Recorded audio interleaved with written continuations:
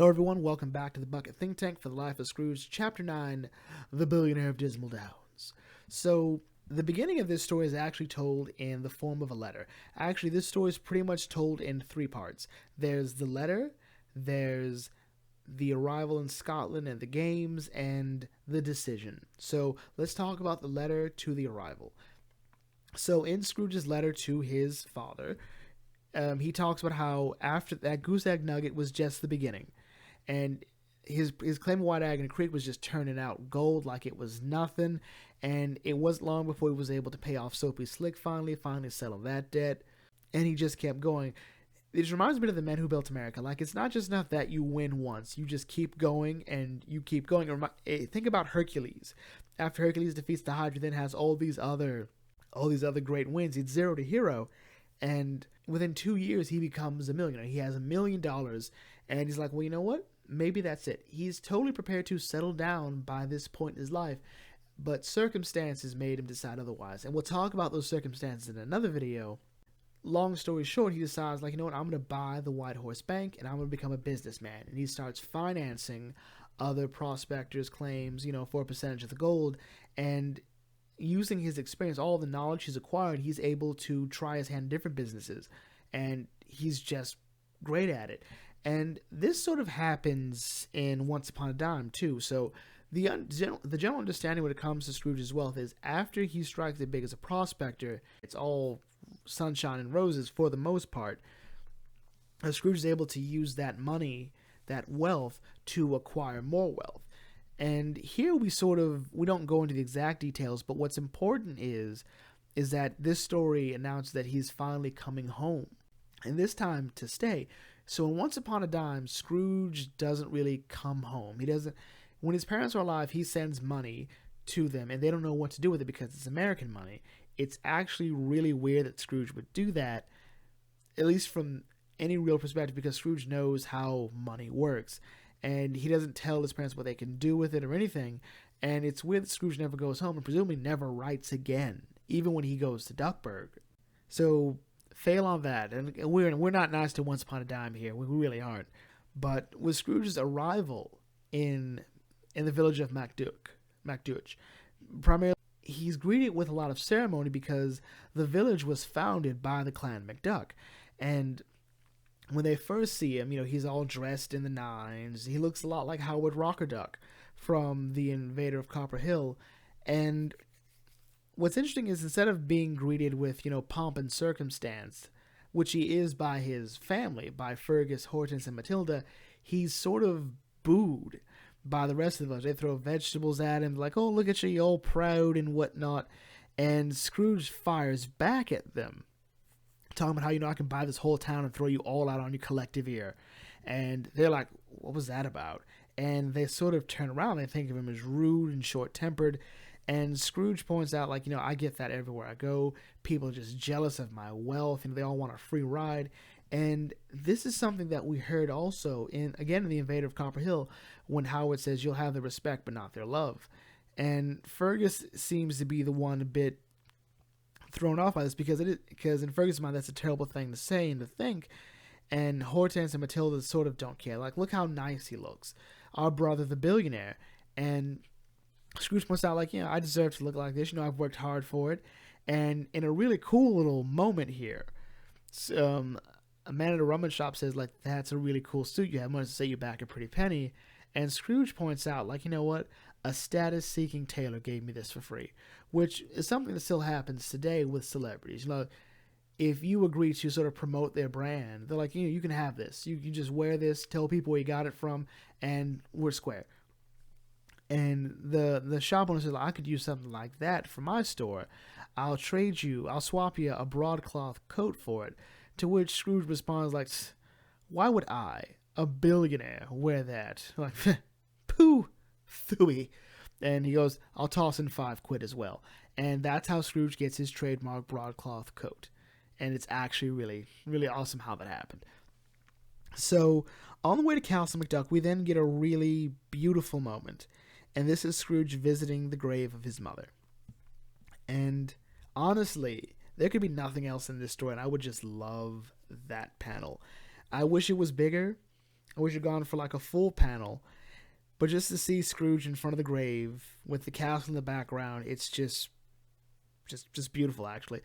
So Hortense and Matilda sort of wonder what's in these barrels. So he's got like 8 barrels of whatever. They don't know what's in it, and this is apparently what Scrooge was carrying through. This is the reason why he didn't take one of the reasons we didn't take a carriage was not only the price, but he had to make sure he could carry his cargo. So everyone thinks it's like, fancy clothes from New York, fine linens. It's like, no, that's stupid. Why would I have that? He reveals that it's money. It's all of his money, except for what's tied up in his businesses in the Klondike. So this is something we don't often hear. In common Ducktales lore, usually we'll hear it, or even in the original Uncle Scrooge comics, all the money's in the bin. And realistically, that doesn't work. That would actually be very dangerous. So Scrooge would have money tied up in businesses, paying for everything, making sure the lights are gone. That's going on. So Fergus posed the question, why is it all in cash? Why is all your money in cash? Like, Scrooge, to play in it, of course. To swim through it, to toss it up and let it hit me on the head and burrow through it like a badger or something. And this is met with a sort of interesting little moment from Scrooge's family. Fergus oh, Downey dear, our son is crazy as a loon. Hortense points out, poor people are crazy, Papa. Rich people are eccentric. And Matilda points out, Scrooge is as eccentric as a loon. And it just sort of poses the question, is he? So the next day, Scrooge goes into town because he wants Castle McDuck and pretty much the town to be the center of his soon-to-be empire. So he has to set up offices and whatnot. The problem is, Scrooge still has an image problem. He's not really well received by most of the people. So he meets a boy by the name of Scotty McTerry, who says, we don't all feel that way about you, but there's also, it still addresses Scrooge, I have an image problem, I have to fix that. And he hears about the Highland Games, you know what, if I participate and win these games, that will improve my image. And if I can't do that, I'll never be able to set up a proper business here. So he gets Scotty as his trainer, and he says, you go to the castle, get me a proper tartan kilt, and I'll register for every event there. And this is where the comedy comes in. So for these games, it's one part comedy, also showing us exactly how out of place Scrooge is here, because everything here is stuck in tradition. Everything has to be done a certain way. But Scrooge says, well, you know what? Yeah, the hammer toss is interesting. Yeah, you throw it, but I know how to throw things because I learned to throw a boomerang in Australia. It's all on the wrist. And he tries it that way, and it fails. He makes a joke of himself. Sheep shearing. Instead of going with, how you're supposed to shear sheep, Scrooge is you know what, I learned to shear sheep in Australia. Let me show you how we do it in Australia.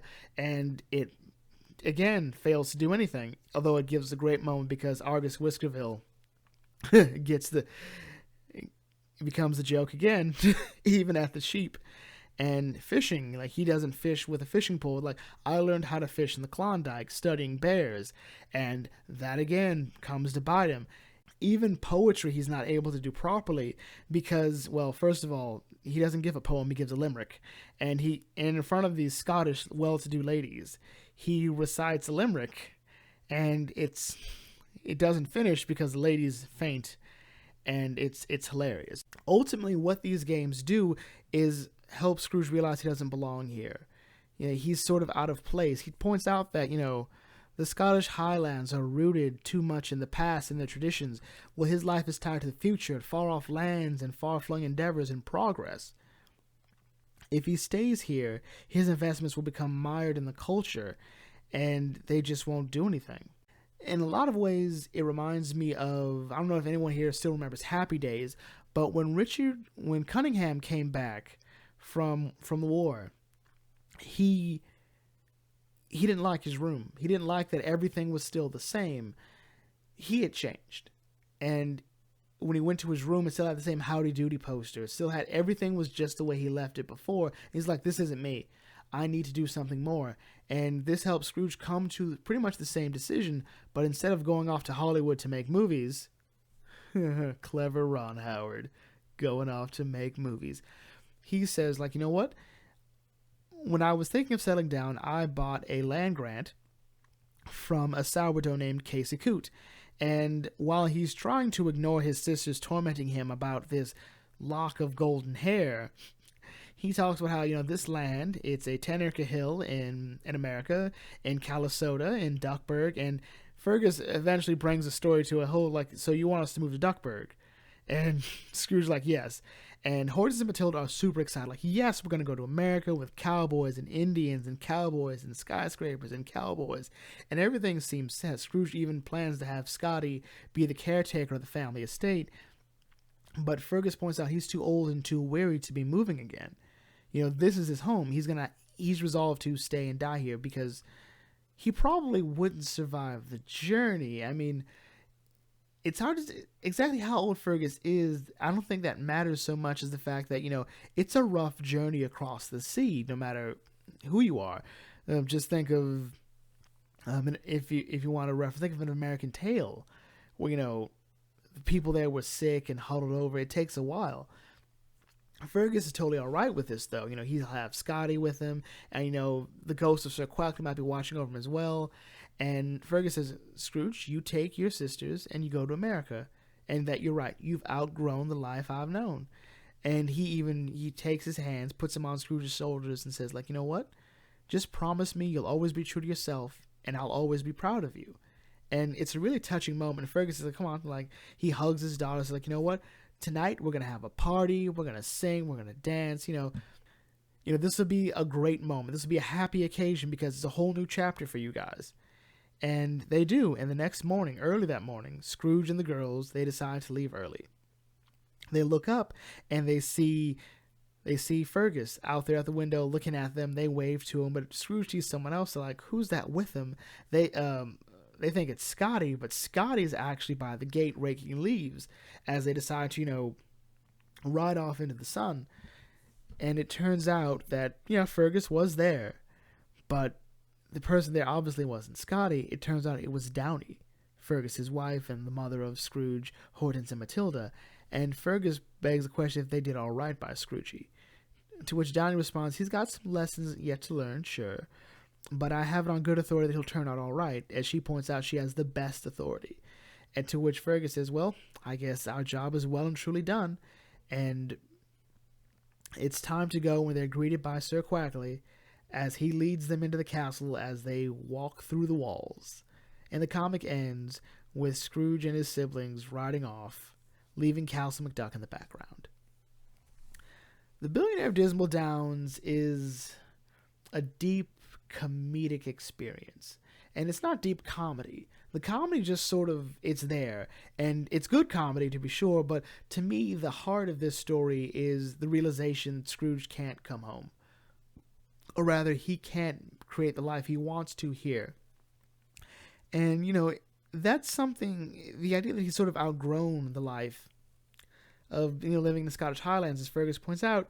And again, going back to that Cunningham line scene from Happy Days, that's a very real thing with people. They leave their hometown, they come back, finds out, that this place hasn't really changed, or rather it's changed without me, and I can't be here. This isn't my home anymore. And it's sad, but at the same time, it's a good feeling too, that you've come this far, or that maybe this place has come this far without you. It's a complex moment, and with Scrooge, it just sort of, it's a hard reality that he had to face, and I think he always knew it, but he really wanted it to work. In a lot of ways, I think this sort of sums up what's really, really great about the Life of Scrooge story, because in addition to Scrooge finding out that, he's outgrown this home, his parents die. I mean, let's think about how Disney deaths work here. Usually they're murdered. Let's just call it that. They're murdered, or they go off in the sea and they're never seen again. Here, Fergus and Downy just die. They're old. They got old. And to be fair, for a Disney parent, it's like the same thing as being a superhero parent. Dying of old age is a miracle in itself. But while we don't see the impact that it has on Scrooge, we saw the impact of hearing about his mother having died. We saw the impact it had on him in the previous issue. We won't see the impact that the death of Scrooge's father will have on him until later.